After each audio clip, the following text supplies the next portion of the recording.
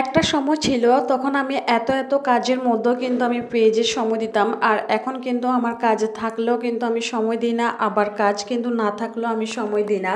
Hello everyone, আসসালামু আলাইকুম, welcome back to my another new blog. আজকেও কিন্তু আমি আমার ব্লগটি শুরু করলাম কিন্তু দুপুর থেকে।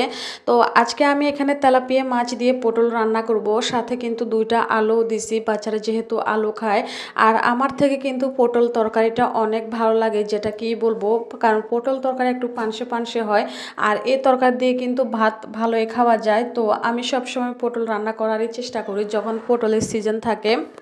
যখন থেকে শুনলাম আমি পেজের অবস্থা খুবই খারাপ, ভিউজ হচ্ছে না, বা যাদের ভিউজ হচ্ছে তাদেরকে কিন্তু আর্নিং দিচ্ছে না, আবার যাদের আর্নিং দিচ্ছে তাদের কিন্তু ভিউজ হচ্ছে না। তো আমার কিন্তু আর্নিং দিচ্ছে, যদি 200 ভিউজ হয় তারপরে কিন্তু আমার আর্নিং আছে, 300 হলে 1K হলে কিন্তু আমাকে 10 সেন্ট 11 সেন্ট দিয়ে দেয়।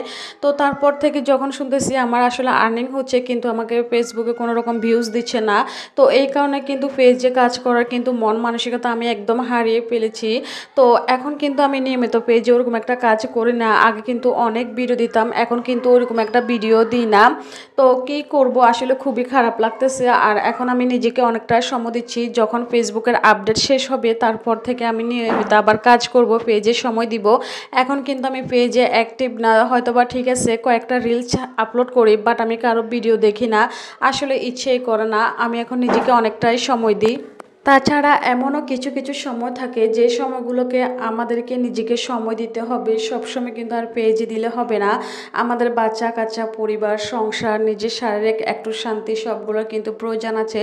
তো ওইগুলো কিন্তু চিন্তা ভাবনা করে কিন্তু আমি এখন একটু কমিয়ে দিছি সময় দেওয়া। যাই হোক আপুরা, তো তারপর আমি এখানে যে মুরগির চামড়া, গিলা, কলিজা এগুলো দিয়ে একটু ঝাল ফ্রাই করতেছি। আর সাথে কিন্তু আজকে লাউ শাক কেটে নিছি, লাউ শাক দিয়ে কিন্তু আজকে মাছ দিয়ে আলু দিয়ে ভেঙে চুরে রান্না করব, এটা আমার থেকে খুবই ভালো লাগে।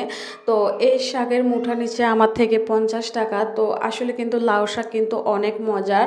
তো এই তো এখানে আলু কেটে নিছি, তারপর পেঁয়াজ, কাঁচামরিচ যা যা থাকে আর কি, টমেটো সব কেটে নিয়ে এক সাইডে রেখে দিছি।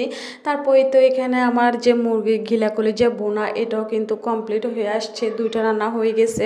তো আজকে কিন্তু আমি আসলে রান্না করতে করতে অনেক দেরি হয়ে গেছে, প্রায় 2টাই বেজে যায়। তো এই কারণে আমি কিন্তু ফ্রিজে এতটা সময় দিই নাই।